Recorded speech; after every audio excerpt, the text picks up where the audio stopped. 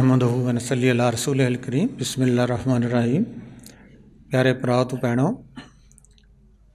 आप सबको हज़रत शाह जमाल साहब का जश्न वलाद बासादत बहुत बहुत मुबारक हो। हज़रत शाह जमाल साहब रहमतुल्लाह अलैह रसूल पाक सल्लल्लाहु अलैहि वसल्लम का जो इल्म सीना था, मार्फत थी, रूहानियत थी, तसव्वुफ़ थी या इश्क़ इलाही या आज के ज़माना में साइंस ऑफ स्पिरिचुअलिटी भी कहते हैं, इसका अमली तजर्बा कराते थे। उनके पास हर मज़हब, कौम, मुल्क, रंग, नस्ल, फ़िरका के लोग आते थे।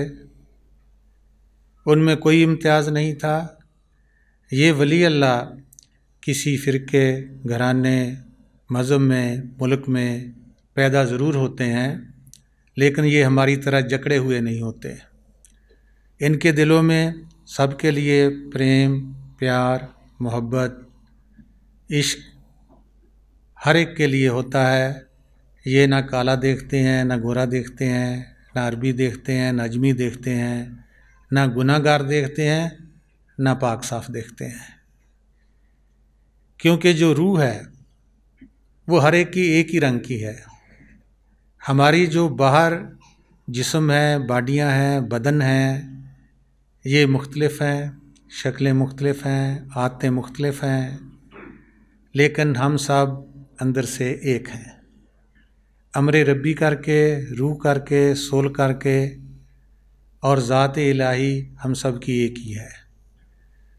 मुख्तलिफ़ मज़हब, ज़बानों ने, मुल्कों ने उसी ज़ात के अलग-अलग नाम रखा लिए हैं, जिसके अंदर हम सब भूल कर एक दूसरे से इख्तिलाफ़ कर रहे हैं। इख्तिलाफ़ किस चीज़ का है? अनदेखे का, कि उस ज़ात को किसी ने देखा नहीं है, सुना हुआ है, इसलिए हमारे अंदर इख्तिलाफ़ है।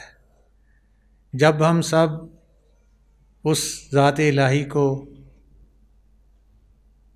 उस हक़ ताला को, उस अल्लाह ताला को, या जैसा कि कुरान शरीफ में आता है कि ज़मीन आसमान एक ढेर थे और वो फट कर ज़मीन और आसमान बन गए। वो जो ढेर था उसका कोई नाम नहीं था, इसलिए हमारे रूब ने कहा है बनामे ऊ कि ऊ नाम नदारत, कि मैं उसके आगे गुफ्तगू करता हूँ, उससे आगे बातचीत करता हूँ, उसके आगे दुआ मांगता हूँ जिसका नाम ही कोई नहीं है। नाम, शक्ल ये उस वक्त हुई जब उसने इजहार किया। हदीस कुदसी में आता है कुन्तु कंज़न मख्फियन, कि मैं एक छुपा हुआ खजाना था, मैंने चाहा कि लोगों में शनासा हो जाऊं, लोगों ने पहचाना मुझको मुझसे। हमारी ज़ात और माल के कुल की ज़ात एक ही है। वो इश्क का समुंदर है, हमारी रूह इश्क का कतरा है। अब कतरे को उस वक्त तक चैन नहीं मिलता जब तक ये समुंदर में वासल ना हो जाए। इसीलिए हदीस शरीफ में आप सल्लल्लाहु अलैहि वसल्लम फरमाते हैं कि मोमिन को उस वक्त तक चैन नहीं मिलेगा जब तक ये अल्लाह से मुलाकात ना कर ले। अब देखो, हम सब बैठे हैं, किसी को चैन है, कोई ना कोई दुख, कोई ना कोई बीमारी, कोई ना कोई परेशानी हम सब को घेरी हुई है। किस लिए? कि हमने जितनी भी याद की है उस माल के कुल की, हक़ ताला की, अल्लाह ताला की, वो हमने या तो तस्बीह पर की है, या उंगलियों पर की है, या ज़ुबान से की है, या दिल की धड़कन से की है, या सांस के ज़रिए से की है। हमने अपनी रूह से याद नहीं किया। जब हमने रूह से याद नहीं किया, क्योंकि रूह ही उसका जुज़ है, इसलिए हमारा रूम साहब फरमाते हैं कि ई जुज़े हस्ते कुल अस्त, ज़िक्रे गर रोज़ा चंद कुल कनी कुल बाशी, कि ये जो हमारे रूह है ये उस माल के कुल का एक हिस्सा है, जुज़ है, पार्ट है। अगर ये जुज़ चंद रोज़ उसी माल के कुल का ज़िक्र कर ले रूह से, जुज़ से, कहते ये भी कुल हो जाएगा, उसमें वासल हो जाएगा। हुआ क्या कि जब से रूह बिछड़ी हुई है, इस बेचारी को पता ही नहीं है कि मैं किसी से बिछड़ी हूँ, मेरा कोई मंबा है, मेरा कोई मरकज़ है, या मेरा कोई घर भी है। ये दुनिया की याद में इतनी लिपट हो गई है, लिपट चुकी है, फंस चुकी है कि इसको खुदा याद नहीं आ रहा। कभी याद आया भी, कभी दुख हुआ, बीमारी हुई, परेशानी हुई, या हमारा करीबी कोई फौत हो गया, या हमें बीमारी आ गई, उस वक़्त चंद लम्हे के लिए, चंद घंटों के लिए, चंद दिनों के लिए इसको याद आता है कि मैंने भी दुनिया से जाना है और कुछ कर लेना चाहिए। लेकिन जैसे ही 2-3 दिन या कुलखानी गुजरती है, ये इंसान सब कुछ भूल जाता है। इसी को याद दिलाने के लिए पैगंबर आए, वली अल्लाह आए, खिज़र आए कि भाई ये घर हमारा घर नहीं है, ये देश हमारा देश नहीं है। हमें सुकून तभी मिलना है जहाँ से हम आए थे वहाँ हम जाएं और जीते जी जाएं। कुरान शरीफ के एक ज़ाहरी मानी है, एक बातनी मानी है, और बातन के भी 7 बातनी मानी है। अव्वल तो हमारा टाइम ही नहीं कुरान शरीफ पढ़ने के लिए। अगर किसी को टाइम मिल भी गया तो उस बेचारे को मैंने कर नहीं पड़ा कि मैंने के साथ पढ़ना है। अगर मैंने के साथ पढ़ भी लिया तो उस बेचारे को ये नहीं पता कि शारक के नज़दीक खुदा कहाँ रहता है, शारक कहाँ है। या फी अनफुसिकुम, वो तुम्हारी जानों में है, अफला तुबसिरून, क्यों नहीं देखते। जब तक इंसान अपने बातन में नहीं जाता, कुरान शरीफ, हदीस शरीफ या फ़ुक़राए कामलीन की बुकें हमें समझ में नहीं आ सकती। ये बातों का मज़मून नहीं है कि हम दिमागी तौर पर, जहनी तौर पर बड़े इंटेलिजेंट बन गए हैं, बहुत कुछ पढ़ लिया है या डिग्रियां ले ली हैं तो हम खुदा को पा सकते हैं। नेवर। खुदा को पाने के लिए मोहब्बत, इश्क और प्यार चाहिए। सिर्फ़ अपने लिए नहीं, सिर्फ़ अपने कुनबे के लिए नहीं, सिर्फ़ अपने मुल्क के लिए नहीं, सिर्फ़ अपने मज़हब के लिए नहीं, सब के लिए। कुल्लु रूह में नमरे रब्बी। इसीलिए हदीस कुदसी में भी आता है कि जितनी भी कायनात है अल्लाह ताला की अयाल है, और इसमें मोमिन भी है, काफिर भी है, हिवान भी है, चरिंद भी है, परिंद भी है। हर एक में वही अमरे रब्बी चल रही है जो हज़रत इंसान में है। भूल कि हमने रसूल पाक सल्लल्लाहु अलैहि वसल्लम के हदीस के मुताबिक माना रफ़ा नफ्सहू, अपने आप को नहीं जाना, फ़क़द रफ़ा रब्बहू, अपने रब को नहीं पहचाना। इसीलिए हम हर एक से, किसी से रग़बत, किसी से नफ़रत, ये हमारे अंदर चल रहा है, और इसी करके हर इंसान खुदा से दूर है। जितना करीब वो हक़ ताला है, कोई चीज़ भी नहीं करीब।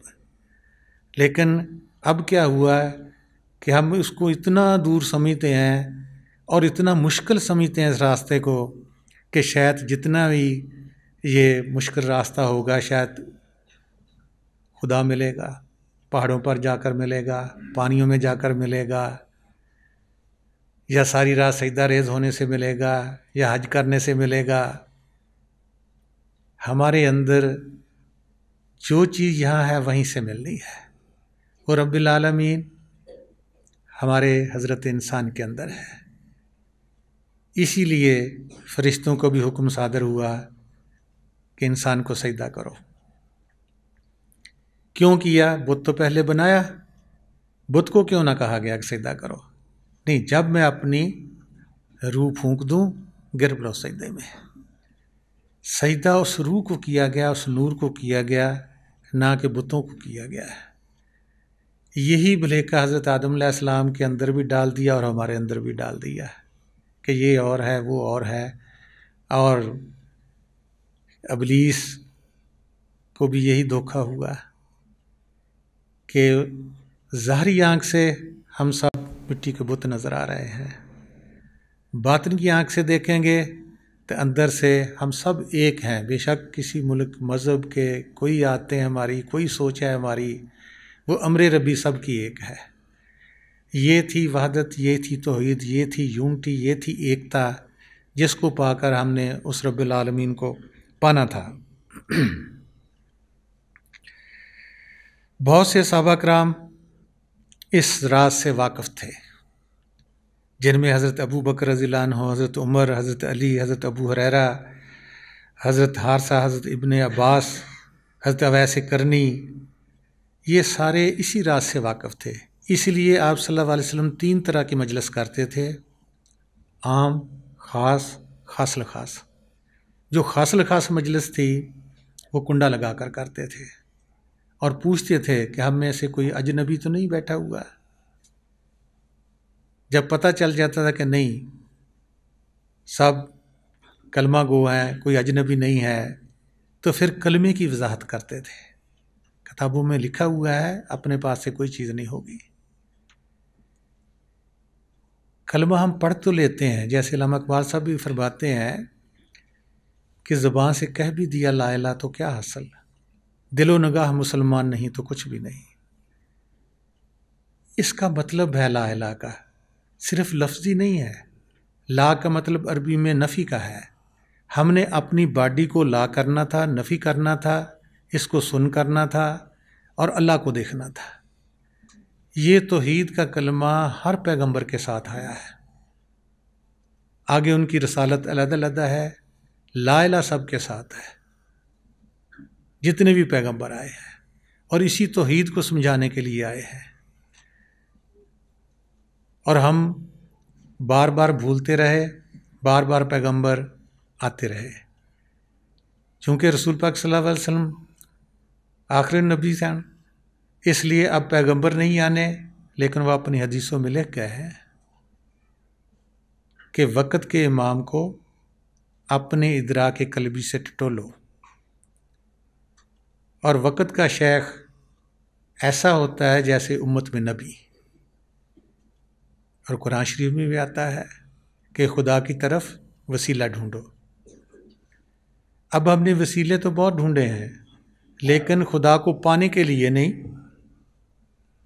हज़रत अबुल हसन नूरी रहमतुल्लाह अलैह फरमाते हैं, हकीकत ये है कि जो अल्लाह के मुखलिस बंदे होते हैं वो उसी के साथ खाते भी हैं, पीते भी हैं, उठते भी हैं, बैठते भी हैं और बातचीत भी करते हैं। और अमन इसी के साथ ज़िंदा भी हैं, पाइंदा भी हैं। आप सल्लल्लाहु अलैहि वसल्लम ने हज़रत हारसा रज़ियल्लाहु अन्हु से फरमाया, ए हारसा तेरे ईमान की क्या हकीकत है? क्योंकि हम ईमान तो सब करते हैं कि मैं ईमान पर हूँ, मैं ईमान, कहते हकीकत क्या है? उन्होंने कहा कि मैंने दुनिया से किनारा कशी कर ली है, अपने दिल को दुनिया से अलग कर लिया है, और मेरे नज़दीक पत्थर, चांदी, सोना, मिट्टी सब बराबर हो गए हैं। आप सल्लल्लाहु अलैहि वसल्लम ने फरमाया, तुझे मार्फत हासिल हो गई है, इसे लाजम पकड़ लो और इस पर जम जाओ। हज़रत अबू बकर रज़ियल्लाहु अन्हु, हज़रत अली करमुल्लाह वजह, दोनों फरमाते हैं कि हम उस वक़्त तक नमाज नहीं पढ़ते थे जब तक हम खुदा को देख नहीं लेते थे। हज़रत राबिया बसरी का भी जिक्र आता है। उससे पूछा गया, क्या राबिया तू जो अल्लाह अल्लाह करती है, रब रब करती है, तेरा रब नमाज पढ़ने से पहले आता है या बाद में आता है? हज़रत राबिया बसरी ने फरमाया कि जैसे ही मैं मसल्ले पर खड़ी होती हूँ, मेरे बेख्तियार आंसू चल पड़ते हैं और मैं समझ लेती हूँ कि मुझे धक्का देने वाला आ गया है, जिसने मुझे आसमानों से ज़मीन पर फेंका है, कहते वो आ गया है, तब मैं नमाज़ पढ़ती हूँ। इनका एक और वाक़या भी आता है कि एक हाथ में एक दिन आग लिए जाती थी, एक हाथ में पानी। पूछा, राबिया क्या माजरा है, एक हाथ में पानी है, एक हाथ में आग है? कहती कि लोग अल्लाह की बंदगी नहीं करते, या तो ये दोज़ख के डर से नमाज़ें पढ़ते हैं या जन्नत के लालच में आकर पढ़ते हैं, खुदा के लिए कोई नहीं पढ़ता। किसी ने दुआ में आज तक मांगा ही नहीं है क्या खुदा मैं तुझसे तुझको मांगता हूँ। नहीं, हमने दुनिया मांगी है, बाल बच्चों की खैर मांगी है, अपनी खैर मांगी है, इसलिए वो मिला नहीं है, क्योंकि हमने उसको उससे मांगा नहीं है कि अल्लाह मैं तुझे चाहता हूँ। तो अल्लाह तो कहीं नहीं गया हुआ है, जितना नज़दीक वो है और कोई चीज़ भी नहीं है। जब ये लोग सहाबा कराम जो अमली तजर्बा करते थे, जिनका मैं पहले जिक्र कर चुका हूँ, आप सल्लल्लाहु अलैहि वसल्लम दुनिया से पर्दा फरमा गए तो फिर इन लोगों की मुखालफत शुरू हो गई, जो खुदा का दीदार करते थे या जिन्हों को रसूल पाक सल्लल्लाहु अलैहि वसल्लम ने दीदार कराया था, क्योंकि मेजॉरिटी ना देखने वालों की बन गई। और या तो ये लोग छुपते रहे या अपने आप को इजहार ना करते रहे, क्योंकि लोग इनकी मुखालफत करते थे। हज़रत अबू हुरैरा रज़ी अल्लाह अन्हु फरमाते हैं कि मैंने रसूल पाक सल्लल्लाहु अलैहि वसल्लम से 2 इल्म हासिल किए। एक को मैंने छाया कर दिया है, अगर दूसरे को करूँगा तो मेरी गर्दन काट दी जाएगी, क्योंकि तौहीद एक ऐसी है कि इसमें कोई दुई नहीं है, शिरक नहीं है, इसमें हम सब एक हैं। हज़रत हिज़फर रज़ियल्लाहु अन्हु फरमाते हैं, अगर मैं वो हदीसें बयान करूँ जो मैं जानता हूँ तो आप 3 ग्रोहों में तकसीम हो जाओगे। एक मेरे कत्ल पर आमादा हो जाओगे, एक मेरी जो आप अमदाद करते हो उसके दस्तबदार हो जाओगे, और तीसरा ग्रोह मुझे झिठलाएगा। हज़रत अब्दुल्ला अब्बास फरमाते हैं कि अगर मैं कुरान शरीफ की आयत की तफसीर बयान करूँ तो आप मुझे पत्थर मारोगे और कहोगे अब्दुल्ला बिन अब्बास काफिर हो गया है, क्योंकि जो बातिन में जाते हैं उनकी तफसीर और है, जो सिर्फ नादरा पढ़ लेते हैं, कुरान शरीफ के आयतों पर अमल नहीं करते, उनकी तफसीर और है। यही बुले शाह भी फरमाते हैं, ये पढ़ना इलम ज़रूर होया पर दसना ना मंजूर होया, जिस दस्या सो मंसूर होया उन्होंने चक के सूली चढ़ाई दा। क्योंकि किसको जो राजदां होगा वो तो समझ जाएगा, वो तो कुछ नहीं कहेगा, जो राजदां ना होगा वो गर्दनें उड़ा देते हैं, क्योंकि उन्होंने बाहरी लेना है कि कुरान के बाहरी मानी क्या है, हदीसों के बाहरी मानी क्या है, ना बातिन में खुद गए, अंदर रसूल पाक सल्लल्लाहु अलैहि वसल्लम बैठे, उनसे तस्दीक कर लो। ज़रूरी है आपस में लड़ना झगड़ना है। बाऊ साहब भी यही फरमाते हैं कि आशिक होवें इश्क कमावें, दिल रखें वांग पहाड़ा हो, लख लख बदियाँ हज़ार अलामे कर जाने बाग बहारा हो, सजदों सिर न चावी बाहू थोड़े काफर कहन हज़ारा हो। क्योंकि जो भी तौहीद पर चलेगा उसका जो पहला स्टेप है उसको काफर का लग दिया जाता है। ये नहीं कि वो काफर होता है, काफर का मतलब भी किसी को नहीं पता, फिर जाना कि सारी दुनिया एक तरफ जा रही है, वो बीच में से निकलता है, भाई पानी कहाँ से आ रहा है मैं उसको देखूं, वो ज़ात कहाँ है मैं उसको देखूं। हालांकि सच्चा मुसलमान वही होता है। अमीर खुसरो के साथ भी ये हुआ है, क्योंकि वो अपने मुर्शद को, जिससे वो मौला को पाया था, उसको सजदे करता था। उसका एक फ़ारसी का शेर है कि खल्क मी गोयद के खुसरू बुत परस्त,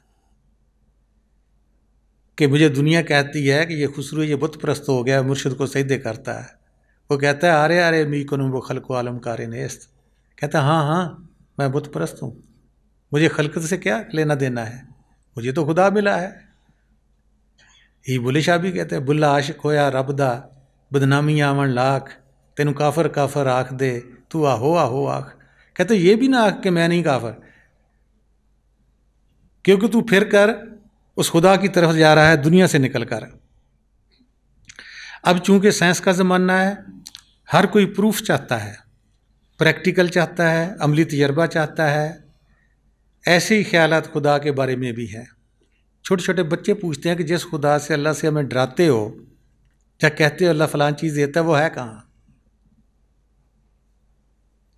जिनको नहीं पता वो बेचारे औलाद को मारते हैं या टीचर मारते हैं कि ऐसे सवाल क्यों करते हो। जिसको देखा होगा वो कहेगा बेटा बैठ, तू भी देख, तेरे अंदर भी वही ज़ात है। ना देखे के कारण हम बच्चों के सवालों के जवाब भी नहीं दे सकते, किसी और के भी नहीं दे सकते। इसीलिए अल्लामा इकबाल साहब भी फरमाते हैं कि तू सामने आ, मैं सजदा करूं, तब लुत्फ़ है सजदा करने का। तू और कहीं, मैं और कहीं, तेरे नाम को सजदा कौन करे। अल्लाह लिख लिया, सजदे में गिर पड़े। भाई वो ज़ात है, वो जिंदा पाइंदा है, उसको देखना चाहिए, हमारे अंदर है, कहीं बाहर तो नहीं है। रूहानियत एक कुदरती सेंस है, ना तो घड़ी घड़ाई फर्जी बातों पर है, बल्कि हकीकत पर कायम है। ये हमेशा से है, हमेशा रहेगी, ना बदली है ना बदलेगी। ये अंधे यकीन का मजबून नहीं है कि जा बच्चा तेरी गठड़ी चुकली रोज़े क़यामत में या जन्नत में जाकर मिलेंगे। नहीं, उसके पास कुछ है तो कुछ ना कुछ तो दे, ना लाख रुपया दे, ना 100 रुपया दे, चंद पैसे ही दे दे, चंद अन्य ही दे दे, चंद सिक्के ही दे दे, हमें कुछ तो देना चाहिए ना उसको। इसीलिए हदीस शरीफ में आता है मन रफ़ा नफ्सहू फ़क़द रफ़ा रब्बहू। पहले अपने आप को जानो, जिसको ढूंढ रहे हो वो तू ही तो नहीं है। तू कौन है, कहाँ से आया है, कहाँ जाना है। पहले कहा मन रफ़ा नफ्सहू, अपने आप को जानो, अपनी रूह को पहचानो। जिस्म हो, नफ्स हो, रूह हो या कोई और चीज़ हो, क्योंकि जब तक इंसान खुद को नहीं जानता वो दूसरे को जजमेंट नहीं कर सकता। चाहे वो खुदा है, चाहे रसूल पाक सल्लल्लाहु अलैहि वसल्लम है, चाहे नूर इलाही है, चाहे नूर मोहम्मदी है, कैसे जज कर सकते हैं। हाँ, अपने बॉडी को जो नूर चला रहा है वो कितने वाट का है, हम पहले उसको जानेंगे। हमने अपने आप को नहीं जाना, खुदा की तरफ चल पड़े। अपने आप को जानेंगे, फिर फ़क़द रफ़ा रब्बहू कहा गया है कि अपने रब को पहचानो।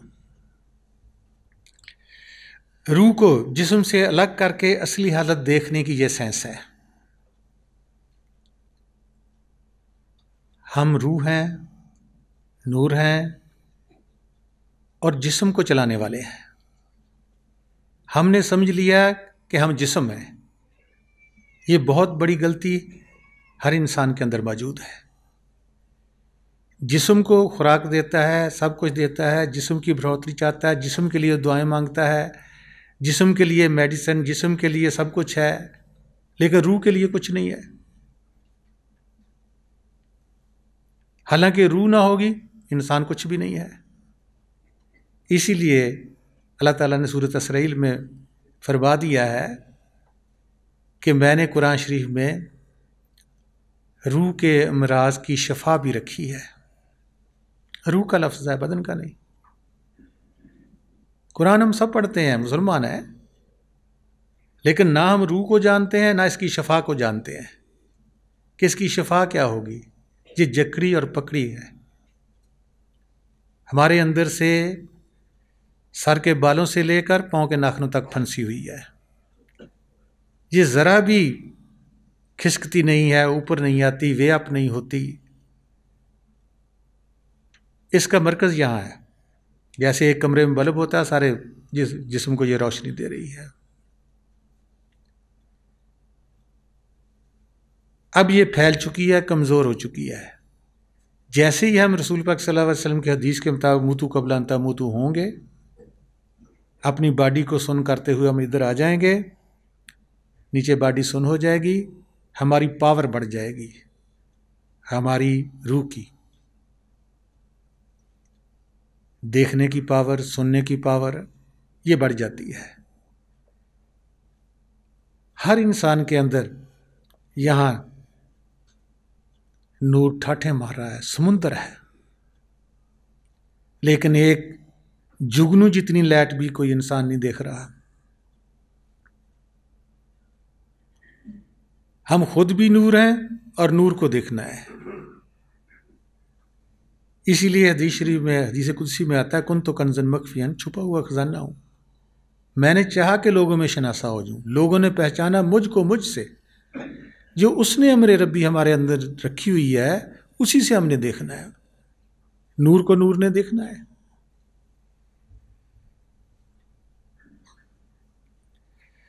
जब वही ज़ात वहदत से कसरत में आई तब ये इश्क का अफसारा हुआ। अकेला था, ढेर का कोई नाम नहीं है।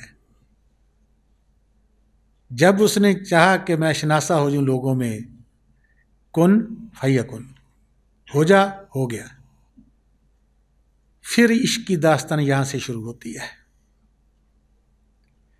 इसीलिए ख्वाजा फरीद साहब फरमाते हैं, कुन तो कंजन इश्क गुआही, पहलों हुब उस जात को आही, जैसांगे थिया जुमल जहान।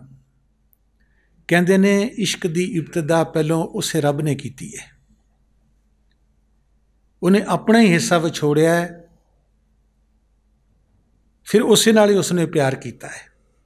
जिवें साडा कोई बच्चा बच्ची होवे, कितना प्यार करते हैं, चुमदे चटते हैं उसनों कि साडा वो हिस्सा है।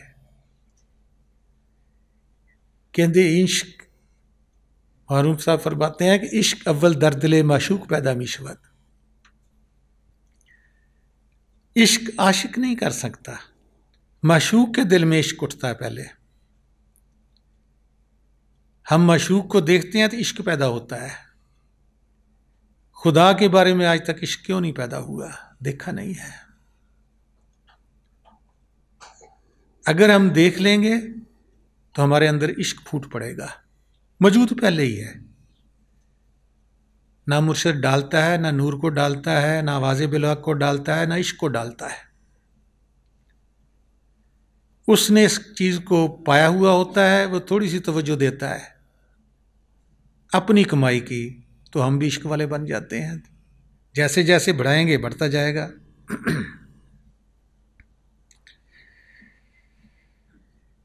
आगे फरमाते हैं कि नूर नूर को देख सकता है, सुन सकता है। हक ताला की इस हालत को बातन की आंख से देखा जा सकता है, इसलिए मौत का इंतज़ार की ज़रूरत नहीं है। बहुत सारे फ़ुक़रा कामली या मौलवी या हमने बुकें पढ़ी हैं जी खुदा मर कर मिलेगा, लेकिन हमने ये नहीं जाना कि हम जीते जी भी मर सकते हैं। मुतु कबल अंता मुतु, मरो मरने से पहले।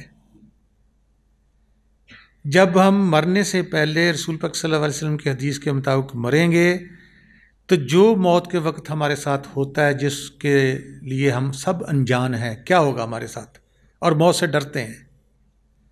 और हदीस शरीफ में आता है कि मौत एक पुल है जो दोस्त को दोस्त से मिलाता है। क्योंकि हमने हक ताला को, अल्लाह ताला को दोस्त नहीं जाना है, इसलिए मौत से डर रहे हैं। जब हम मुतु कबला अंता मुतु, रसूल पाक सल्लल्लाहु अलैहि वसल्लम की हदीस के मुताबिक मरेंगे, तो फिर हम पूरे प्रोसीजर से गुजरेंगे मौत वाले से। फिर हमें मौत का डर नहीं होगा। देखो पहले इंसान साइकिल चलाना सीखता है तो गोडे गिट्टे सब रगड़े जाते हैं। जब उसी में वो प्लेयर हो जाता है, फिर हाथ छोड़कर भी चलाता है।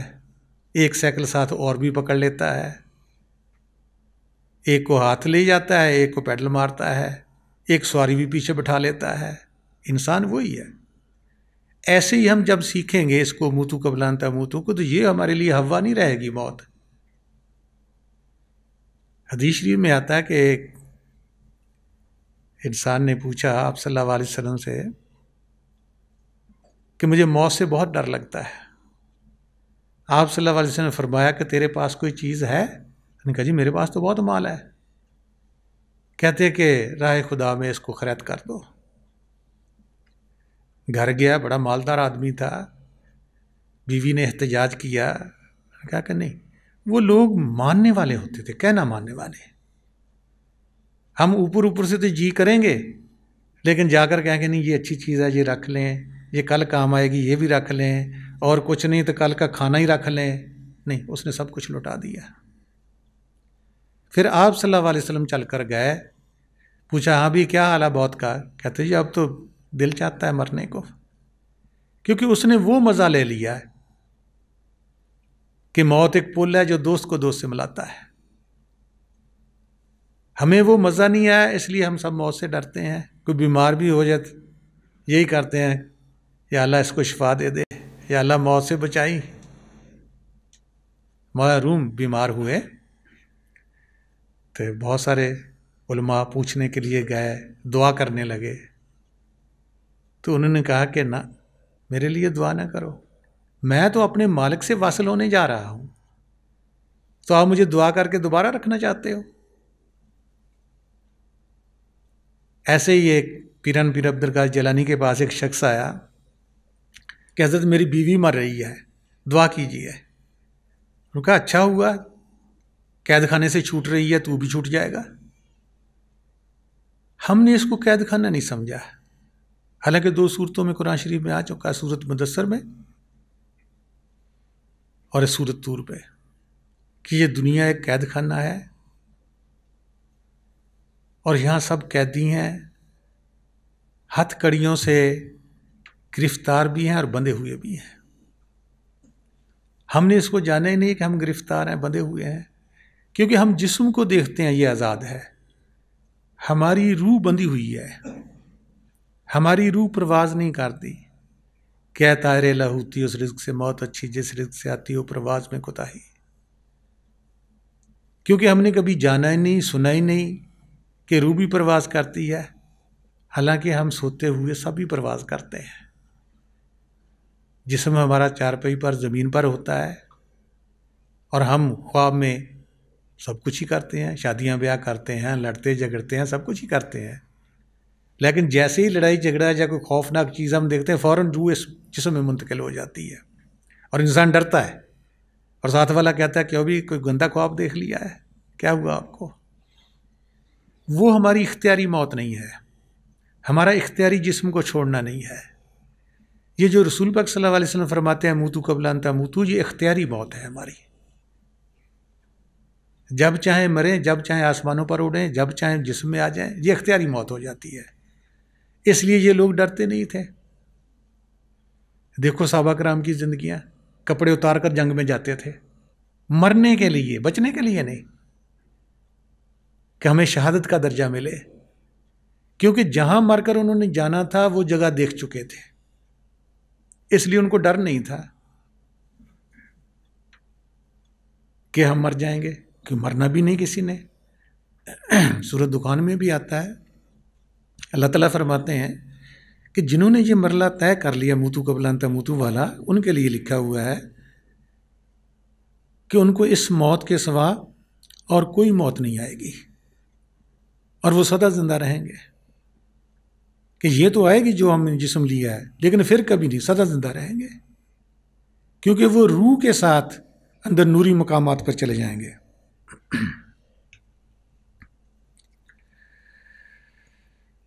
रूहानियत अज़ली है, तमाम मज़ाहब की ये बुनियादी तलीम है। जितने मज़हब आए कहाँ से आए, एक ही ज़ात से आए हैं, लेकिन इसके 2 हिस्से हैं, एक को शरीयत कहा गया है, एक को हकीकत कहा गया है। शरीयत हमारे वजूद के असूल बताती है, वजूद के साथ कैसे बंदगी करनी है, नमाज कैसे पढ़नी है, माली बंदगी खैरात कैसे करनी है, हज कैसे करना है, कलमा कैसे पढ़ना है। हकीकत वजूद को ठप कर देती है, वो बगैर ज़बान के सिखाती है, बगैर कानों के सुनना सिखाती है, बगैर पाँव के चलना सिखाती है। बाबू साहब का भी एक शेर है कि मीम मूतू वाली मौत ना मिली जै विच इश्क हयाती हूँ, मौत वसाल थी उसी इको जद इसम पड़े हो जाती हूँ। फिर कहते हैं कि मीम मुर्शद हादी सबक पढ़ाया, बिन पढ़ियों पिया पढ़ी वे हूँ, उंगलियां कन्ना दे विच दित्तियां, बिन सुनियों पिया सुनी वे हूँ, नैन नैना वाल तुर तुर तक दे, बिन डिठियों पिया दसी वे हूँ, हर खाने विच ओ जानी वसदा जे कन से रुद्र रखी वे हूँ। ये तो बगैर जिस्म के सब कुछ सफ़र करना है, इसका देखना है, इन बगैर आंखों के बंद करके देखना है, कानों को बंद करके सुनना है, बगैर पाँव के चलना है, बगैर हाथ के करना है। मेरे मुर्शिदों का भी एक कथा है कि बगैर आँख के देख उसके जलवाजारों को, बगैर कान के सुन उसकी गायबाना सदा, बगैर हरफ ज़बां उससे गुफ्तगू कर ले, बगैर हाथ के हर काम कर उसी के लिए, बगैर पाँव के चल उसके राह गुजारों में। अगर तू इसी तरह जीते जी मरेगा, इसी तरह उसका हुक्म मानेगा, खुदा का औज बेहद कमाल पाएगा, तू बंदा होके खुदा का वसाल पाएगा। ये तो वो तलीम है जो आपको रूह से करनी है, जिस्म ने नहीं, और वो शख्स सदा जिंदा रहेगा। इसके लिए जानने के लिए हमें किसी मर्द कामिल, मुर्शद, उस्ताद की ज़रूरत है। इंसान समझता है कि मैं पीर पकड़ता हूँ, मैं उस्ताद पकड़ता हूँ, मैं मुर्शद को पकड़ता हूँ। नहीं, अल्लाह ताला कुरान शरीफ में फरमाते हैं कि जिसको मैं गुमराह करना चाहता हूँ उसको मैं वली या मुर्शद नहीं देता। सूरत अल-कहफ आयत नंबर 17। जिसको मैं गुमराह करना चाहता हूँ उसको मैं वली या मुर्शद नहीं देता। सूरत रहमान आयत नंबर 33। अगर आप निकल सकते हो तो निकल जाओ ज़मीन और आसमान के किनारों से, मगर आप निकल नहीं सकते बगैर मुर्शद के, उस्ताद के, रहबर के आप निकल नहीं सकते। कहते हैं फिर इख्तियारी मौत वो मुर्शद सिखाता है, रूह से जिस्म को ऊपर लाता है, और जहाँ दुनिया के सारे अलूम, फ़नून, फ़लसफ़े ख़त्म हो जाते हैं, यहाँ आकर रूहानियत की अलग शुरू होती है। हम पूरी अपनी कंसंट्रेशन को, तवज्जो को बॉडी से समेट कर यहाँ आ जाते हैं। जैसे कि कुरान शरीफ में आता है फ़ाकाना काबा कौसैन औदना, कि रसूल पाक सल्लल्लाहु अलैहि वसल्लम फरमाते हैं कि मैंने अपने रब को, ये दो कौसें हैं, फ़ाकाना काबा कौसैन, ये कौसें हैं हमारी, औदना इससे भी करीब ये जगह बनती है, अपने रब को यहाँ देखा। जब हम यहाँ पहुँचेंगे नीचे डेड बॉडी हो जाती है, सांस चलता है, नाखून बढ़ते हैं, बाल बढ़ते हैं, खाना हजम होता है, लेकिन जो चलाने वाली ताकत है वो अंदर परवाज कर रही होती है। ये नहीं कि इंसान कब्र में चला जाएगा, मूतू कबला अंत मूतू, ऐसी मौत नहीं है। इसको मारूम ने भी कहा है, नैन चुना मर गए के दर गोरे रवि, ऐसी मौत नहीं कि तू कब्र में चला जाएगा, गोर में चला जाएगा। नैन चुना मर गए के दर गोरे रवि, मर गए तब्दीली दर नूरे शवी, कि एक तब्दीली की मौत है कि तूने ये कपड़े उतार देने, नूरी कपड़े पहन लेने, और तू नूर में चला जाएगा। क्योंकि ये जिस्म हमारा इस जहान वाला है, नूरी जहान वाला ये जिस्म नहीं है, वो बदलना पड़ेगा आपको। ये कसीफ है, फिर लतीफ़ मिलेगा, लतीफ़ लतीफ़ मिलेगा, अल्तफ़ मिलेगा, फिर हक मकाम वाला मिलेगा। जिस जिस जहान में जाओगे वैसे वैसे आपको जिस्म भी बदलने पड़ते हैं। ऐसे ही है, जैसे इधर गर्मी हो, ऑस्ट्रेलिया में सर्दी हो, तो आपको वहाँ कोट पैंट पहनना पड़ेगा, इधर आप कुर्ते में बारीक से बारीक कपड़े पहनते हो। जैसे जैसे हम जिस जिस जहान में जाएंगे लिबास रूह का बदलता जाएगा। रूह मकाम हक में जाकर नंगी होती है, उसका अपना वजूद है, अपना लिबास है नूरी। तो आप फरमाते हैं कि मगर रूहानियत के अलहबे शुरू होती है, लेकिन ये ख़ास और ख़ासल ख़ास बख्शिश और अता का मज़मून है कि मुर्शिद कामिल अता करता है, वो जिस्म से रूह को ऊपर लाकर बातनी आँख खोल कर नूर इलाही देखने वाला, और बातनी कान खोल देता है जो बांग आसमानी, जो अंदर नगमा हो रहा है या आवाज़ बिलाक हो रही है, या रसूल पाक सल्लल्लाहु अलैहि वसल्लम फरमाया कि मुझे वही घंटियों की झंकार से आती है या देख के जोश से आती है, ये आवाज़ें सब रसूल पाक सल्लल्लाहु अलैहि वसल्लम ने भी फरमाई हुई हैं हदीस में। कहते वो सुनने वाला और देखने वाला बना देता है, और ये काम वो पहले दिन ही जब बैत करता है मुर्शद। बैत का क्या मतलब है? बै होना, बिक जाना, हवाले होना। हम मुर्शिद तो पकड़ लेते हैं, हवाले नहीं करते अपने आप को।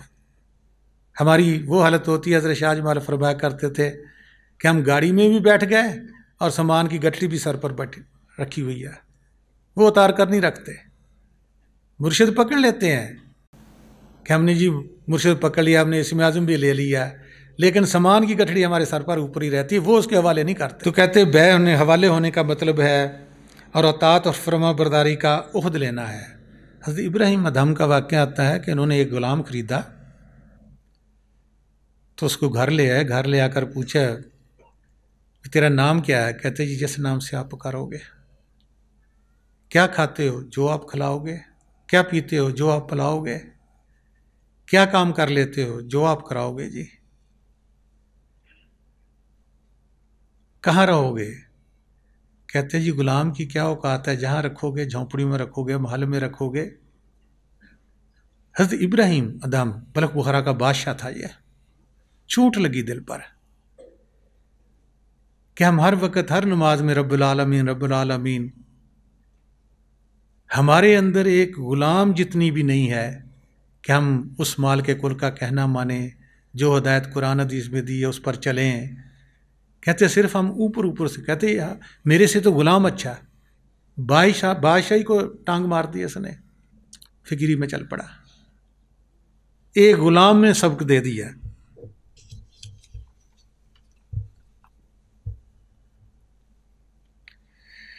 ऐसे कामिल फ़ुकरा जो रूह और खुदा का मिलाप कराते हैं, आइंदा भी रहती दुनिया का आते रहेंगे। हज़रत शाह जमाल रहमतुल्लाह अलैह भी ऐसे ही थे। कोई भी आता था उनके पास, वो खुदा से मिलाते थे। और आप सल्लल्लाहु अलैहि वसल्लम फरमाते हैं कि वक़्त का मुर्शद हर वक्त मौजूद है, हमें पता हो या ना पता हो, पूछने की भी ज़रूरत नहीं।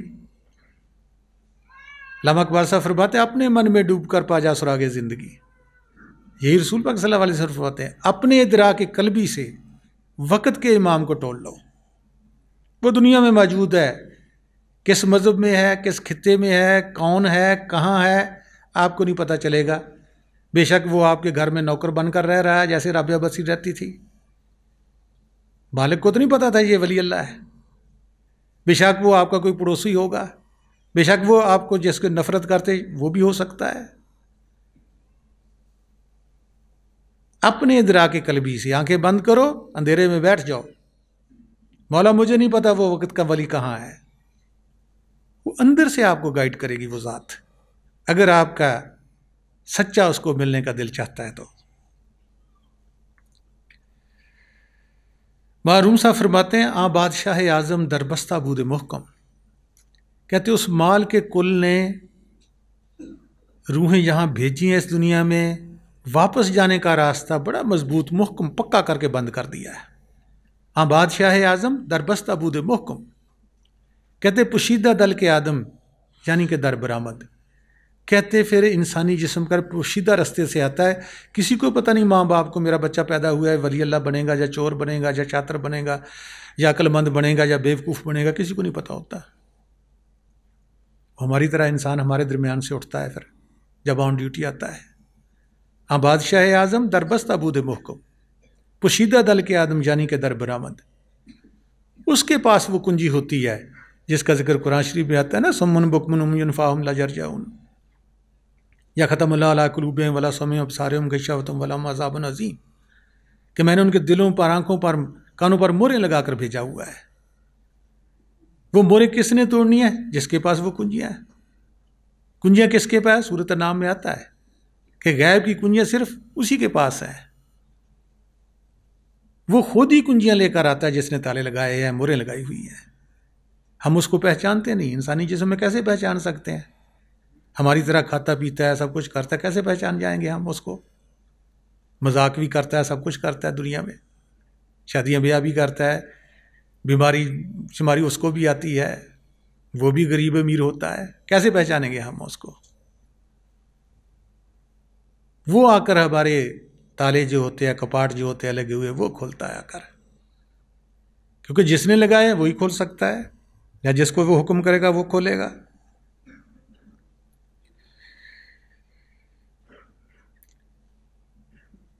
इसीलिए मुर्शिद की हर एक ने तारीफ की हुई है। बाबा बुल्ले शाह साहब रहमतुल्लाह अलैह फरमाते हैं कि मौला आदमी बनाया। कहते वही मौला आदमी की शक्ल में आ गया, क्योंकि उसने अपने मुर्शिद से पाया है। यही उनकी एक और काफ़ी है, आहद अहमद विच फर्क ना कोई, फर्क एक मीम मरोड़ी दा, हूँ रांझा मैनू लोड़ी दा। हम कहते हैं कि रसूल पाक सल्लल्लाहु अलैहि वसल्लम और थे, खुदा और है, कि नहीं, कहते आहद नहीं अहमद, ये मीम की मरोड़ी जिस्म पहनकर वो आ गया। हम कैसे पहचान सकते हैं? हिस्ट्री पढ़कर देखो रसूल पाक सल्लल्लाहु अलैहि वसल्लम के क्या किया लोगों ने। ये मारूम भी कहते हैं, मन खुदारा आशकारा दीदाम दर सूरत इंसान खुदारा दीदाम, कि मैंने इन आंखों से ज़रा ज़हूर, खुली आंखों से अपने मुर्शिद का वो नाम ले रहे हैं। मन खुदारा आशकारा, खुली आंखों से, दीदाम देखा, दर सूरत इंसान को दीदा, कि इंसान की सूरत में खुदा को देखा। जिन्होंने पाया, मुर्शिद का कहना माना, अंदर बातन में गए, फिर मुर्शिद की वहाँ हालत देखी। ऐसे ही वाक़या रसूल पाक सल्लल्लाहु अलैहि वसल्लम की हिस्ट्री में भी आता है। हज़रत जिब्राईल अलैहिस्सलाम से पूछा गया, क्या जिब्राईल, जहाँ से ये वही तू लाता है, तुझे कौन देता है? कहा जी मेरे तो आगे पर जलते हैं, मैं तो पर्दे के पीछे से आवाज़ आती है, मैं आप तक पहुँचा देता हूँ। कहते नहीं, अब जब तू वही लाए ना तो देखना जाकर कौन है। गए, रसूल पाक सल्लल्लाहु अलैहि वसल्लम की ताकत से आगे परवाज़ की। क्या देखते हैं कि रसूल पाक सल्लल्लाहु अलैहि वसल्लम वहाँ मौजूद है, वो खुद ही वही फरमा रहे हैं और खुद ही वसूल भी कर रहे हैं। भागा, ज़मीन पर आए वही, उधर जाए तो वही। ज़ात एक है, ज़ात दो नहीं है। आहद अहमद विच फ़र्क ना कोई, फ़र्क एक भी मरोड़ी दा। वही इंसानी जिस्म पहन कर आते, हम उसको पहचानते नहीं। हर एक में है, ये नहीं कि मुर्शिद में या पैगंबरों में कोई अलहदा खुदा ने बनाई है, नहीं, एक ही ज़ात है। उन्होंने प्रैक्टिकल कर लिया, अपने जिस्म और रूह को अलहदा कर लिया, और ख़ुद जिस्म अपने आप को ना जाना, जिस्म को लिबास जाना, कपड़े जाना, रूह का गिलाफ जाना। हम इस वहम में मुब्तला हैं कि हम जिस्म है। ऐसे ही एक इंसान का भी जिक्र आता है कि उसको वहम हो गया मैं गाय हूँ।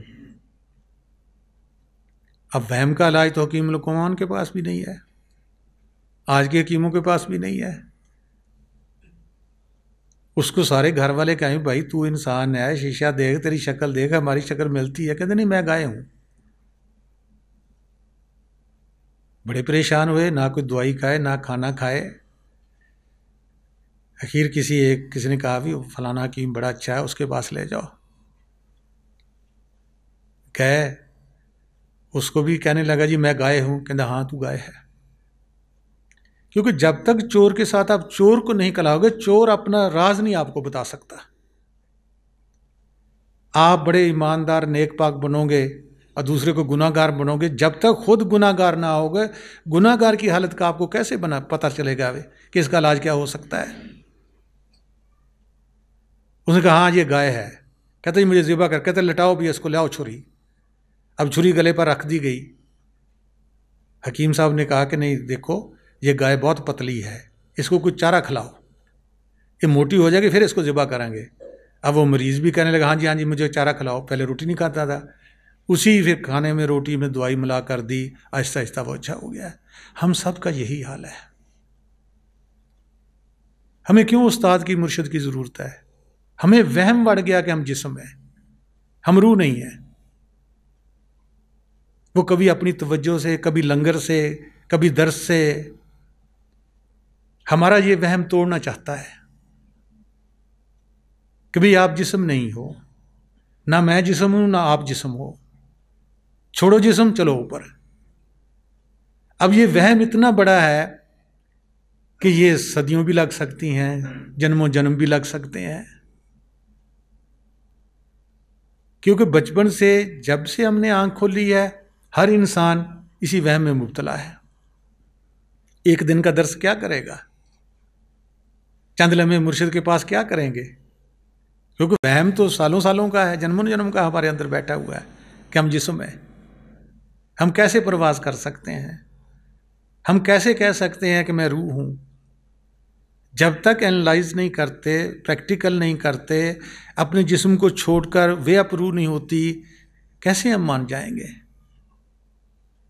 तो ये काम करने के लिए पैगंबर भी आए, खिज़र भी आए, मुर्शिद भी आ रहे हैं और इंशाल्लाह आती रहती दुनिया तक आते भी रहेंगे।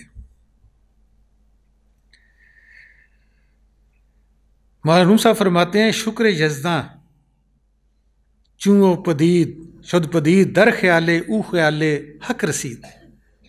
कहते हैं खुदा का शुक्र है कि जब से मुझे मुर्शिद ज़ाहिर हुआ है, उसके ख्याल में हक ताला का ख्याल तसव्वुर मुझे हासिल हो गया। अब क्या है, अब हम अल्लाह कहते हैं या रसूल पाक सल्लल्लाहु अलैहि वसल्लम का नाम लेते हैं, तसव्वुर नहीं आ रहा उनका। दुनिया की किसी चीज़ का भी हम नाम लेते हैं, देखी है, खाई है, जायका है, जैसे हम नाम लेंगे, अपने बेटी बेटी का लेंगे, घर वाली का लेंगे, पड़ोसी का लेंगे, उसका तसव्वुर आता है हमारे सामने। अल्लाह कहते हैं तो क्यों तसव्वुर नहीं आता? देखा नहीं है। यही मौलाना साहब फरमा देते हैं, कहते शुक्र यज़दा, यज़दा फारसी में खुदा को कहते हैं। कहते मौला तेरा शुक्र है, शुक्र यज़दा राह के चूँ वो शुद्ध पदीद कि मुर्शिद था पहले भी, वो दुनिया से गायब नहीं है, हर वक्त मुर्शिद रहता है। कहते वो ज़ाहिर हुआ, कहते मौला तेरा शुक्र है। मैं पहले भी कोट कर चुका हूँ कुरान शरीफ को कि जिसको मैं गुमराह करना चाहता हूँ उसको वली या मुर्शिद नहीं देता, अल्लाह ताला खुद फैसला है। अब ये मौलाना रूम कहते हैं शुक्र यज़दा, क्या मेरे मालिक, क्या मेरे मौला तेरा शुक्र है कि मुर्शिद ज़ाहिर हुआ, मुझे मिला। वो था तो पहले ही, हर वक्त होता है। वो ज़ाहिर हुआ, कहते उसके ख्याल में हक ताला का ख्याल पैदा हो गया, उसने मुझे बताया, उसने मुझे दिखाया। एक पीर का वाक़या आता है कि वो जो भी मुरीद होने आता था उसके पास, उससे पूछता था तुझे दुनिया में किस चीज़ से प्यार है? एक शख्स आया, ऐसे उससे पूछा, कहते मेरी भैंस है, वो मुझे बहुत प्यारी लगती है। वो ना अपना तसव्वुर बताता था, ना खुदा का तसव्वुर बताता था। वो जिससे प्यार होता था कहते कमरे में बंद हो जा और उसका तसव्वुर कर जिससे तुझे प्यार है। अब उसको भैंस से प्यार था, वो तकरीबन हफ्ता भर उसने तसव्वुर किया। फिर मुर्शिद ने कहा आप भी बाहर आ। कहता नहीं जी, मेरे तो सिंग फंस रहे हैं।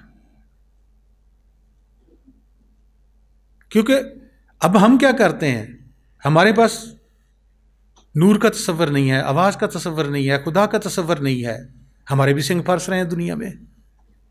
हमारे दिल से, रूह से दुनिया कैसे बाहर निकलेगी? मुर्शिद ने दरवाज़ा खोला, हाथ पकड़ा, बाहर खींच लाया, फिर कहा अब मेरा तसव्वुर कर, क्योंकि तसव्वुर में पुख्ता हो गया। यही मालूम कहते हैं कि दर ख्याले ऊ ख्याले हक रसीद, कि मैंने मुर्शिद का तसव्वुर किया और हक का तसव्वुर आ गया। हर कोई तसव्वुर करता है, बच्चा है, बूढ़ा है, औरत है, मर्द है, तसव्वुर हर कोई कर रहा है। जो चीज़ देखी, जो चीज़ सुनी, उसका तसव्वुर हमारे अंदर चल रहा है। जिसका ज़्यादा तसव्वुर हमारे अंदर, हम वो बन रहे हैं।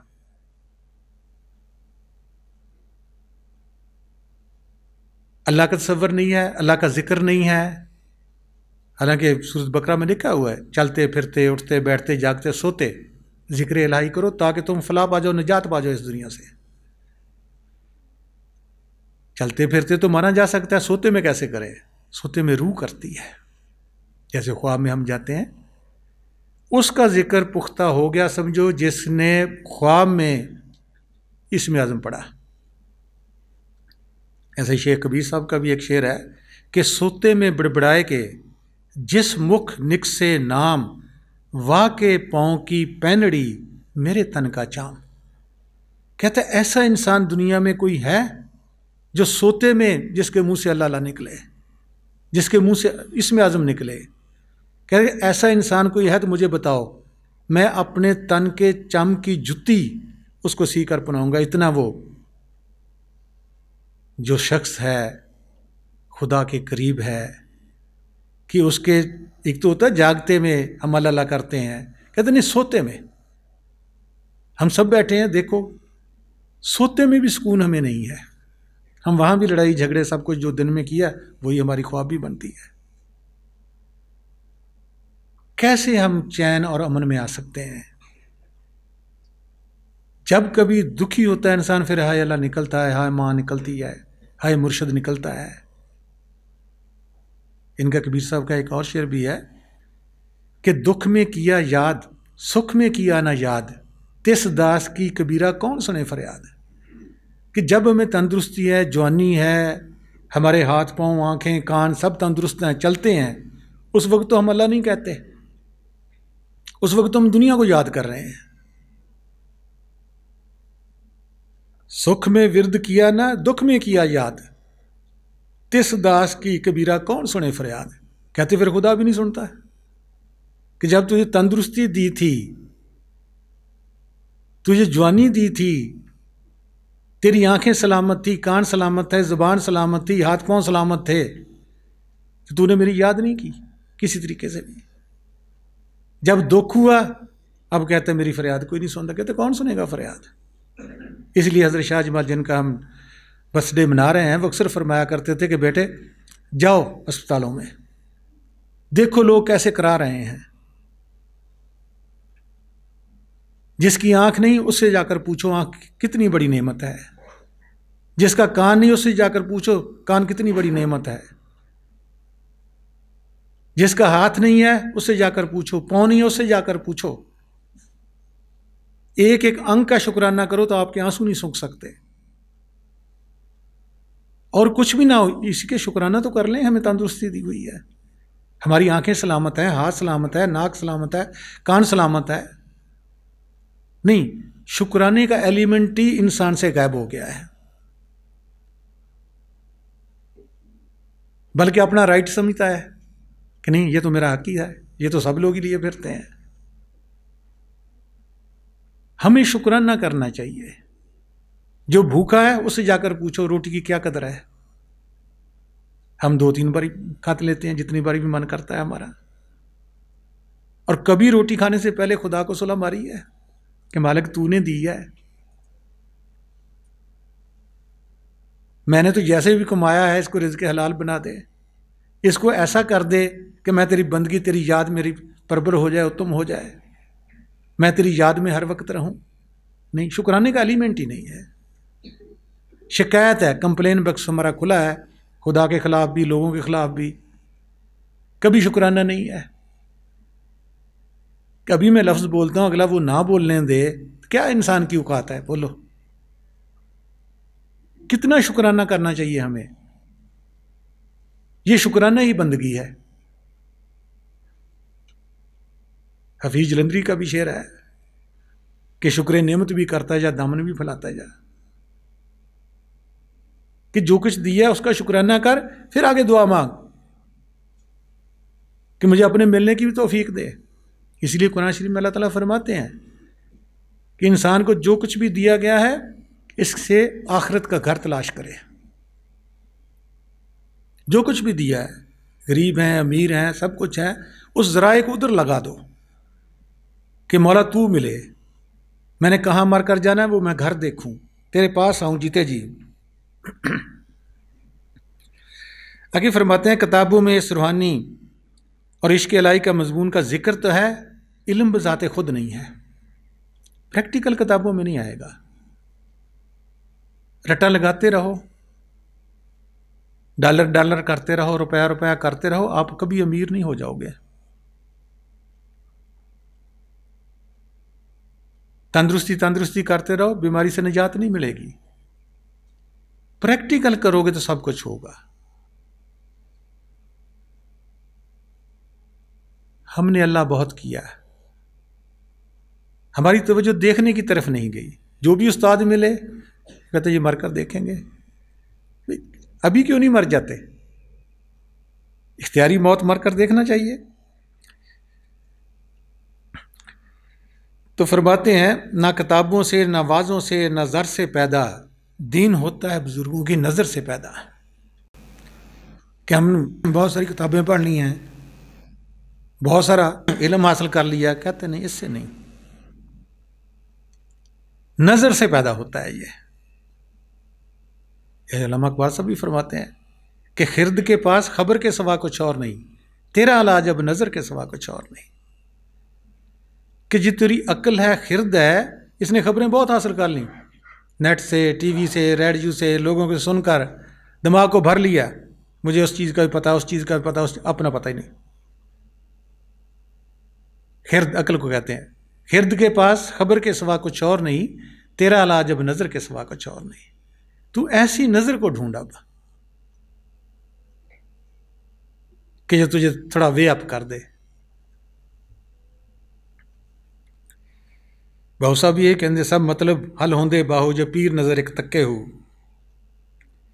रूम साहब फरमाते हैं कि मैंने अपने मुर्शद हज़रत शम्स तबरेज़ से एक नज़र से वो कुछ पाया है जो कि ज़हद और चिले का मजाक उड़ाता है। कि लोग अपने आप को बड़े ज़हद और बड़े चिले करते हैं, कहते नहीं उसने एक नज़र मारी, मुझे वे अप कर लिया। क्या हुआ? ये महरूम बहुत बड़े आलम थे, बच्चों को पढ़ा रहे थे, गए हज़रत शम्स तबरेज़। ये ढूंढते हैं खुद, ये लोग खुद भी ढूंढते हैं, इंसान कहीं भी हो, इंसान हो, उसको ढूंढते हैं खुद जाकर। उसने पूछा ही चीज़ ये क्या कर रहे हो? क्या नमे फहमी, तू नहीं जानता ये क्या है। उसने उसकी किताबें उठाई, तालाब में फेंक दी। मौला रूम का तो क्योंकि हाथ से लिखा जाता था उस वक्त, छापे खाने तो है नहीं थे। क्या मेरी इतनी किताबें कीमती आपने पानी में डुबो दी? वो कहता ये क्या है? उसने कहा ये इस इल्म को तू नहीं जानता। उसने हाथ से हाथ पकड़ा, किताबें सूखी की सूखी उसके हवाले कर दी। फिर जाकर गर्विदा हुआ कि नहीं, ये जो मैंने इल्म सारी उम्र पढ़ा है, लाइब्रेरियाँ मेरे पास हैं, आते सब कुछ है, ये तो कुछ भी नहीं है। वो जो रूह का इल्म है उसके लिए कोई पाबंदी नहीं है, काला है, गोरा है, पढ़ा लिखा है, अमीर है, गरीब है, वो सबकी एक तरह है। बच्चा है, बूढ़ा है, औरत है, मर्द है, वो रूह अमर रब्बी एक है। वो जो इल्म सीना जो रसूल पाक सल्लल्लाहु अलैहि वसल्लम इल्म सीना और सीना लेकर आए थे, वो सीख सकती है रूह। आगे फरमाते हैं कि हमारा मन गुनाह करके रूह पर तहरीकी का, स्याही का पर्दा डालता है, फिर हवा से खमसा के ज़रिए जिस्म पर हुकूमत कर रहा है, जैसे कि घास बेल होती है। हमारे नफ्स की, मन की अपनी ताकत कोई नहीं है। घास बेल की मिसाल देते हैं कि पीली पीली होती है, दरख्तों पर, बेरियों पर, किकरों पर, कभी चारे में भी आ जाती है। वो क्या करती है? उसकी जड़ नहीं होती ज़मीन में, वो दरख्त के पत्ते खाकर ही उस पर कब्जा कर लेती है। पीली पीली पत्ते ख़त्म हो जाते हैं, पीला दूर से दरख्त पीला नज़र आता है घास बेल का। ऐसे हमारे मन ने किया हमारे साथ। रूह से जैसे इसने ताकत ली और ये हमें, अब हम उसको खुदा मान रहे हैं। मन को गर्म मांगता है, ठंडा मांगता है, जो मांगता है हम इसको देते जाते हैं। हमने कभी इसकी मुखालफत नहीं की, क्योंकि मुखालफत करेंगे हमें कुछ और चीज़ मिलेगी, भूखे रहेंगे हमें कुछ और चीज़ मिलेगी। नहीं, इस तरफ हमें आने नहीं देता। कहते इसने घास बेल की तरह कब्जा जमा रखा है ऊपर, और अपने करिंदे हवा से खमसा के हम देखना, सूंघना, बोलना, सुनना, छूना, फीलिंग ऑफ टच, कहते इसके ज़रिए हमें इन्फॉर्मेशन भी देता है और हमारे साथ काम भी करवाता है। और इसने हमारे नफ्स ने कब्ज़ा कर लिया है। ये पांचों दरवाज़ों के ज़रिए ये नफ्स कब्ज़ा करता है, और इल्हाम इलाही में कोई ख़राबी नहीं, वो रूह के साथ होता है। अब रूह का हमें पता ही नहीं कैसे इल्हाम लाएगी, कैसे आता है, कैसे नहीं। इसीलिए आप सल्लल्लाहु अलैहि वसल्लम की हदीस है, आप सल्लल्लाहु अलैहि वसल्लम ने फरमाया कि हवास पर कब्ज़ा करो। अपने हवास पर कब्ज़ा करना तमाम इबादत की जड़ है, क्योंकि तमाम मालूमात का ज़रिया ये 5 दरवाज़े हैं। तमाम अशिया का इल्म इन 5 दरवाज़ों से आता है, आँख, कान, नाक, ज़बान और हाथ से। मन हमारा रूह से ताकत लेता है, उसी पर सवार हो जाता है, और मन को काबू करने के लिए तर्के जलालियत अपनाई गई है। जलालियत कहते हैं कि हमारी यकसुई नहीं होती, गुस्सा आता है, लड़ाई झगड़े को दिल करता है, हर वक्त इंसान जोश में रहता है। कहते इसको ख़त्म करने के लिए हमें गोश्त, अंडा, मछली वगैरह का इस्तेमाल मना किया गया है, तमाम नशेवार चीज़ें मना की गई हैं, और रिज़्क़ हलाल कमाने को कहा गया है। नेक पाक रहना, अपनी ख्वाहिशात पर काबू करना, सादा दिल और किसी का दिल ना दिखाओ, जियो और जीने दो। ये रूहानियत की बुनियाद दोनों असूलों पर है, खुद जियो और जीने दो। जब हम जीने देंगे तो हम किसी को भी नहीं मारेंगे, अपने पेट की खातिर किसी को भी नहीं कुछ करेंगे। कहते ये उस वक्त तक मन काबू नहीं आएगा, मन काबू नहीं आएगा तो आपकी रूह पावर में नहीं आ सकती। हमारे अंदर जोश, जलालियत ये पैदा कर रहे हैं। हदीस शरीफ में भी आता है कि जो पशु हैं, चौपाए हैं, ये नफसानियत पर पैदा किए गए हैं, और जो फरिश्ते हैं ये नूरी मखलूक है, नूर से पैदा किए गए हैं, और इंसान इन दोनों का मजबूआ है, नफसानियत का भी और नूरानियत का भी। जिसकी नूरानियत, नूर ऊपर हो गया, वे अप हो गया, वो नफसानियत दब गया। जिसकी नफसानियत ऊपर हो गई वो पशुओं की तरह है। क्यों मना किया गया है? क्यों हदीस में कहा गया है कि हम गोश्त खाते हैं? हमारी नफसानियत ऊपर आती है, क्योंकि हदीस में आया है कि नफसानियत पर पैदा किए हैं छुपाए जितने भी हैं। इसको काबू करने के लिए ये परहेज़ें हैं कि हम अपने मन को, नफ्स को काबू करें और हमारी रूह ऊपर आए। बहुत खा लिया, हम मन के पीछे लगेंगे तो फिर हम मन के बंदे हैं, खुदा के बंदे नहीं हैं, हम नफ्स के बंदे हैं। इसलिए कुरान शरीफ में आता है कि नफ्स की बंदगी मत करो। सिर्फ खुराक ही नहीं खिलाता, ये बंदगी भी कराता है। कैसी बंदगी कराता है कि खाने पीने को अब इसने क्या किया, ले आया इबादत में, कि कुर्बानी इबादत है, गोश्त खाना इबादत है। इसीलिए कहा गया कुरान शरीफ अल्लाह ताला के नफ्स की बंदगी मत करना, कि ये बंदगी भी करवा रहा है आपसे। अब हमें क्या पता है नफ्स क्या है, रूह क्या है? इसका जो फ़र्क है, जो डेफिनेशन है, वो मुर्शिद इसमें आज़म देता है कि वो हमें अंदर बातन में भी बताएगा। अंदर भी जैसे बाहर है, हमारे नफ्स को कंट्रोल करने के लिए बहुत सारी चीज़ें, बातन में जाएगी रूह, वहाँ भी हैं कि वहाँ इसमें आज़म आप पढ़ते जाओगे, असलियत खड़ी रहेगी और दूसरी चीज़ें सब रफा दफा हो जाएंगी। तो इसलिए नशे की चीज़ें भी, कि जब भी इंसान में कोई भी नशा होगा उसका होश व हवास कायम नहीं होते, वो नशे में कुछ भी कर सकता है। इसलिए कुरान शरीफ में इसका भी जिक्र आया, मत जाओ नमाज के नज़दीक जब तुम नशे की हालत में हो। कुरान हदीस से कोई चीज़ बाहर नहीं है। हमें सिर्फ पता क्यों नहीं है? हमने प्रैक्टिकल नहीं किया। जिन्होंने प्रैक्टिकल किया है वो लिख भी गए हैं किताबों में, हदीसों में, कुरान में, और अमल भी करते हैं।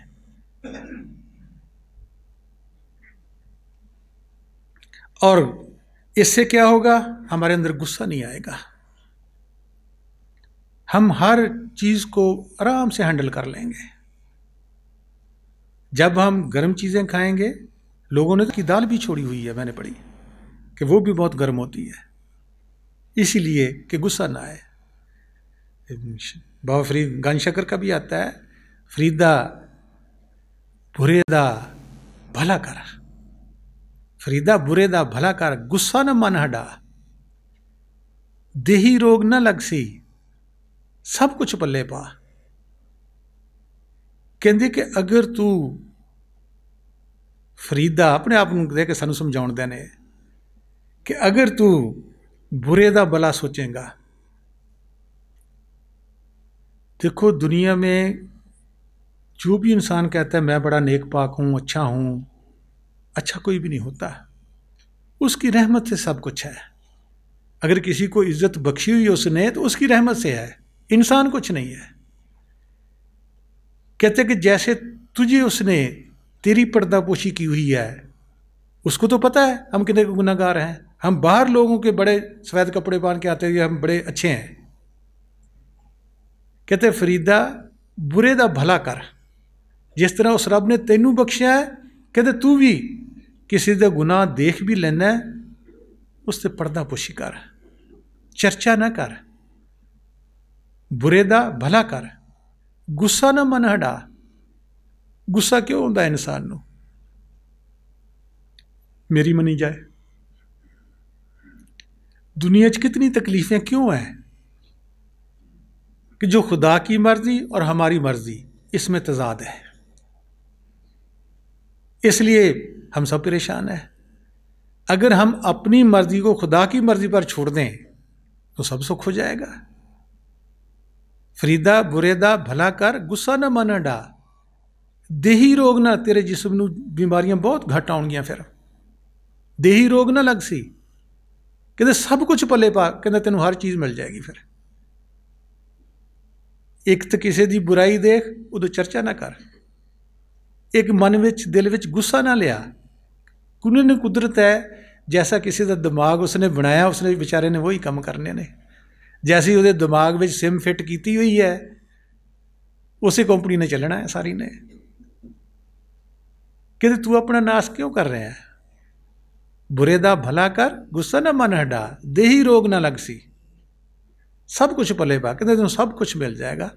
तो आखिर ते दुआ है उस माल के कुल दे अगे, रब्बिल आलमीन दे अगे, रसूल पाक सल्लल्लाहु अलैहि वसल्लम रहमतुल्लिल आलमीन दे अगे, तो जिन्ने भी पीर पैगंबर औलिया आए ने अज दिन तक दुनिया ते उन्होंने सारे दे अगे, और खास कर अपने मुर्शद दे कदमां ते सिर रख के हज़रत शाह जमाल जी दे कि सानू सारिਆਂ ਨੂੰ तौफीक बख्शण अपनी तलीमात ते अमल करने दी, कुरान हदीस ते अमल करने दी, ताकि असी जल्दी तो जल्दी अपने आप नूं जान सकीए, अपने रब नूं पहचान सकीए, ताकि असी अपने रूह नूं, नफ्स नूं, बाडी नूं, तिन्हां नूं अलग-अलग करके जान सकीए, ताकि साडी ये दुनिया भी समझ जाए ते अगली दुनिया भी समझ जाए। एक बारी फिर हज़रत शाह जमाल रहमतुल्लाह अलैह दा जश्न मिलाद आप सबको मुबारक हो। आप सब की आमद का बहुत बहुत शुक्रिया।